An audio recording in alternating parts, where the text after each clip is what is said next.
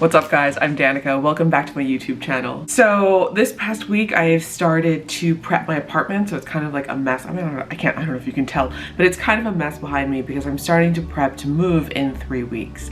My lease is up in this apartment. This is the second apartment I've lived in Hong Kong, and I am about to move to a new place. I did get this cool thing. I don't know if you've noticed in my videos, I've been wearing, I don't really wear jewelry, but I've been wearing this ring, and I ordered it a couple of weeks ago when the NBA announced that they did a partnership with this company. So it's called an Aura ring.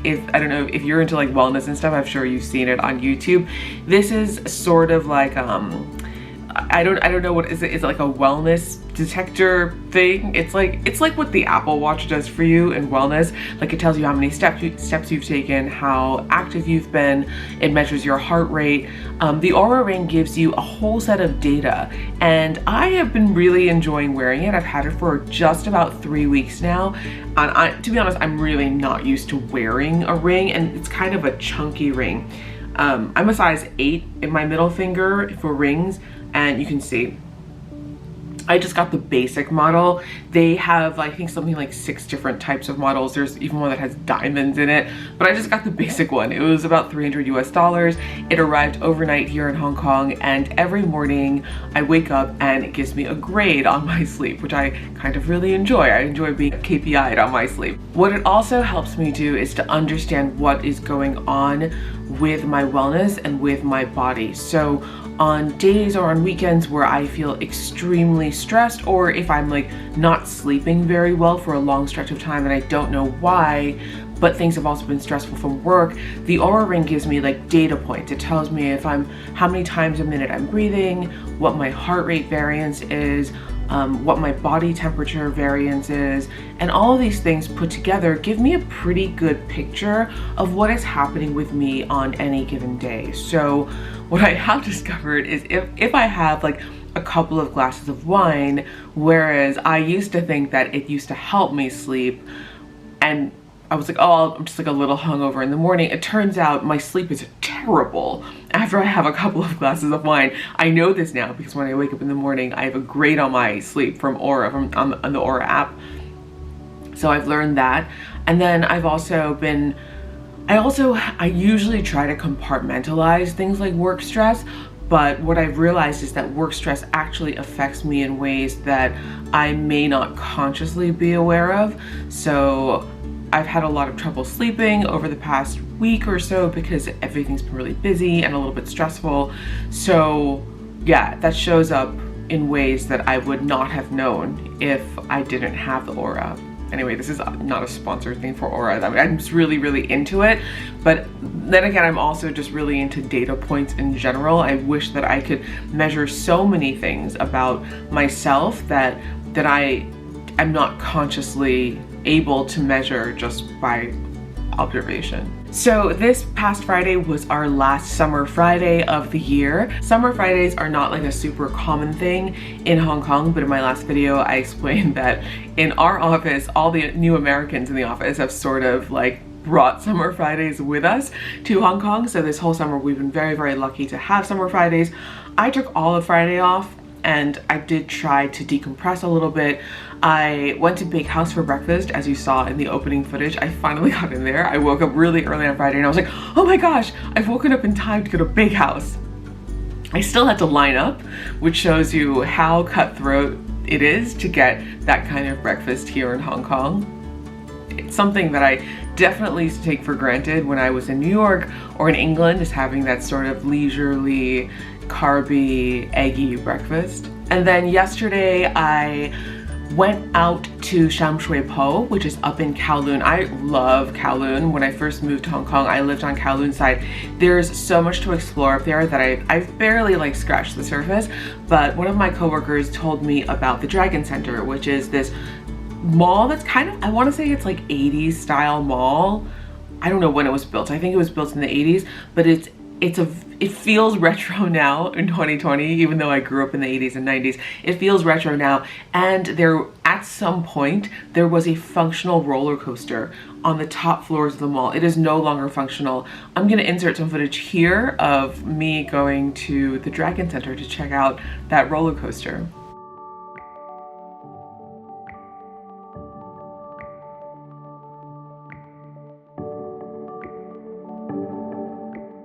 Okay, you guys, I'm at the Dragon Center Mall, and I came here because my friend and my coworker Charmaine told me there's a roller coaster at the top of the mall, so we're gonna go see the roller coaster right now.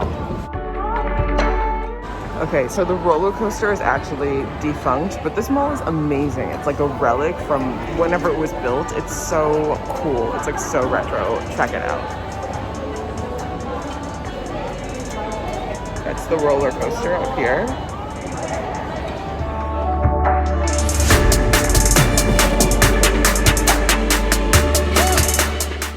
Okay, the roller coaster is definitely not operating, but now I'm at like the second to last floor. The whole mall isn't totally open because I think a lot of shops and restaurants have closed during COVID, but check it out. I'm like really close to the roller coaster rails. It's crazy how you can like suspend a roller coaster from such small tracks.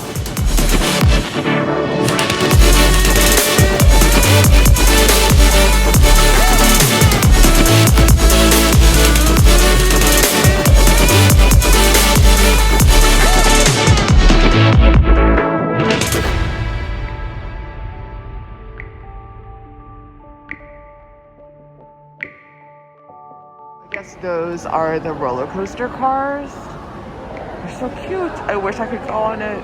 Although it just looked like a little scary. I'm not gonna lie.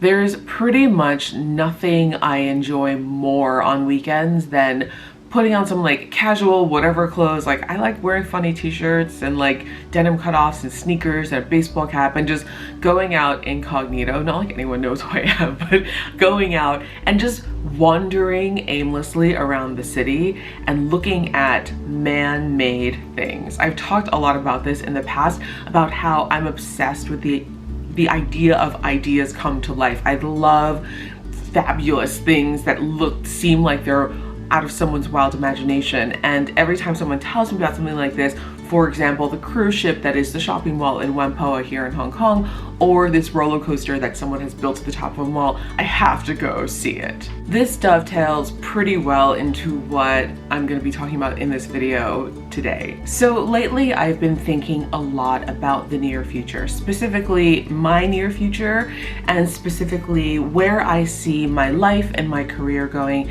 in the next 5 to 20 years. Now that is a very, very broad thing to think about, but what I've been doing is trying to think about it in the context of 3 questions, and I've been asking myself these 3 questions based on consuming tons of content.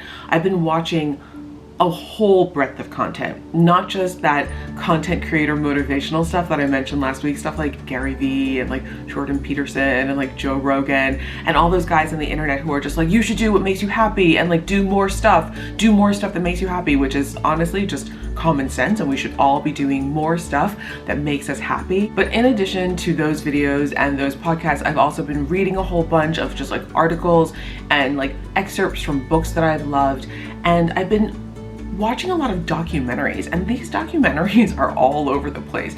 I watched the David Foster documentary on Netflix, and just now I just finished watching, and this is gonna make sense, I swear. I just finished watching the 2008 Paris Hilton documentary because she has a new documentary coming out.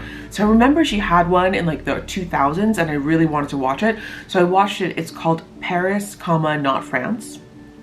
It's not comma, it's just Paris, not France. I've also been watching like just a bunch of other stuff too. The common thread among all of these like profile type things that I've been consuming over the past couple of weeks is that all the people who are featured in these profiles or these documentaries, or who are talking in the podcast, or who are being interviewed in these podcasts or these videos, they are all people who are, 1, incredibly self-aware, and 2, have worked really, really hard on themselves to live lives that they personally find fulfilling. All of these people also, the other common thread is that they do not care, or they have developed a thick skin against haters. Now that's a whole other YouTube video.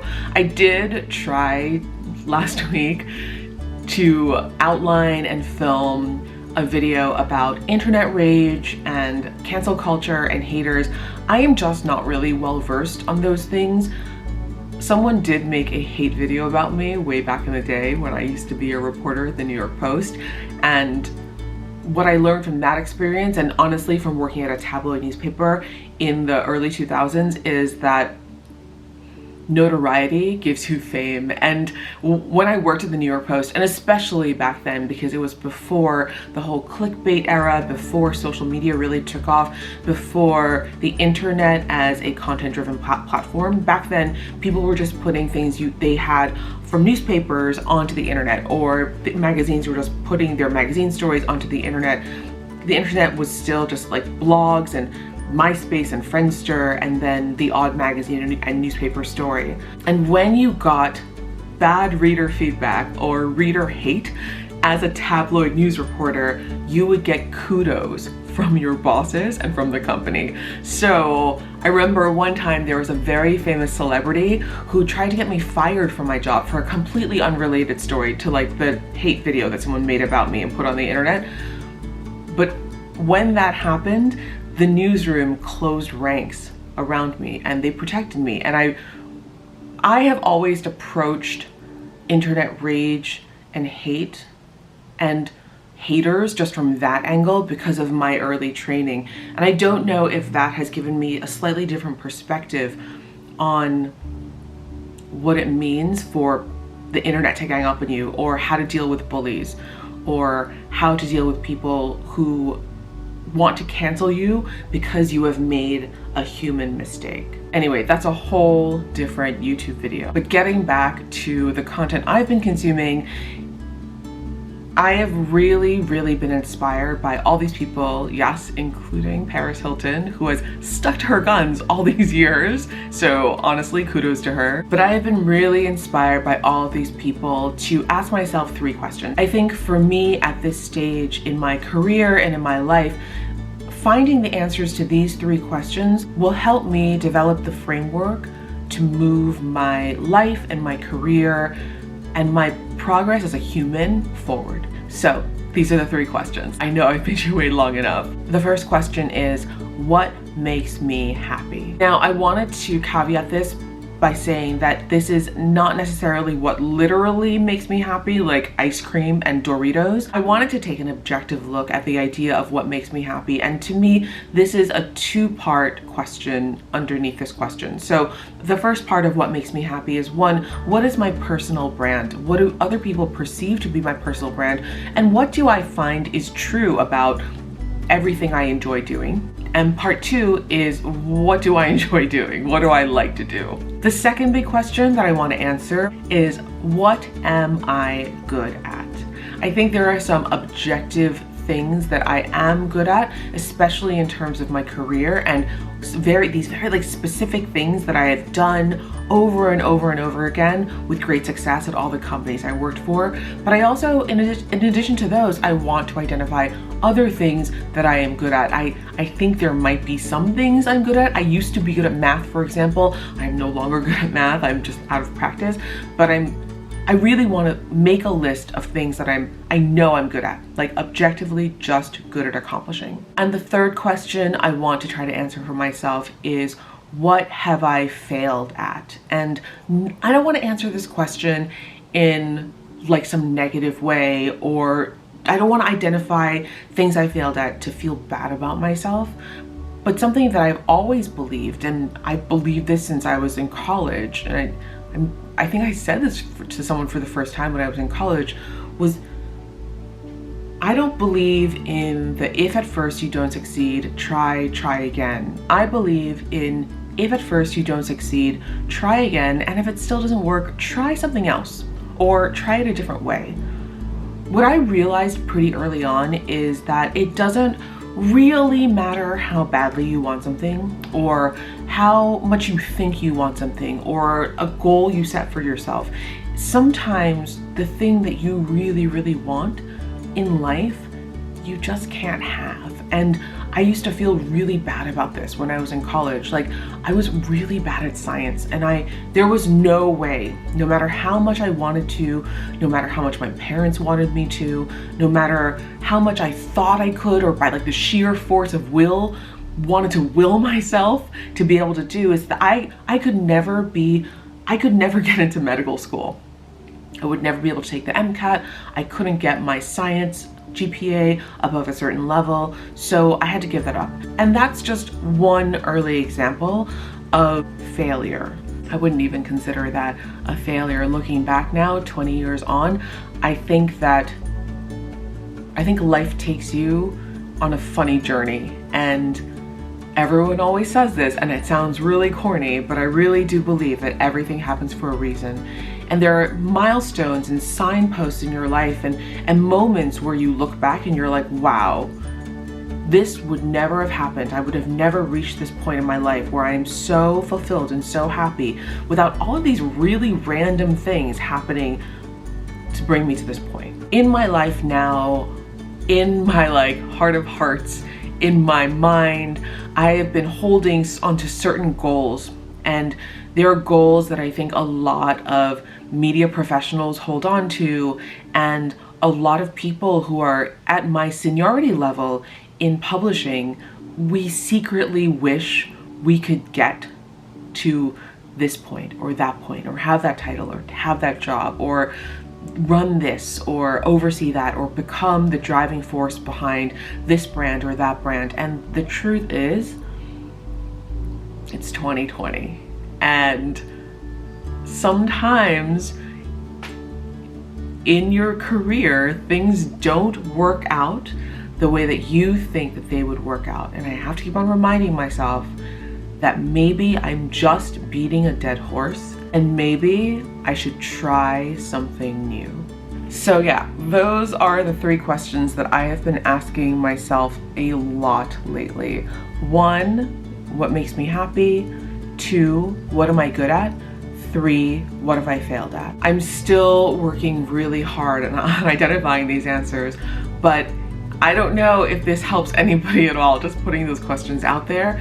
I think what I'm gonna do is, these are things that I really want to start working on over the next few weeks, and I think I might do a longer podcast episode about what I've learned about myself sometime in the next 2 weeks.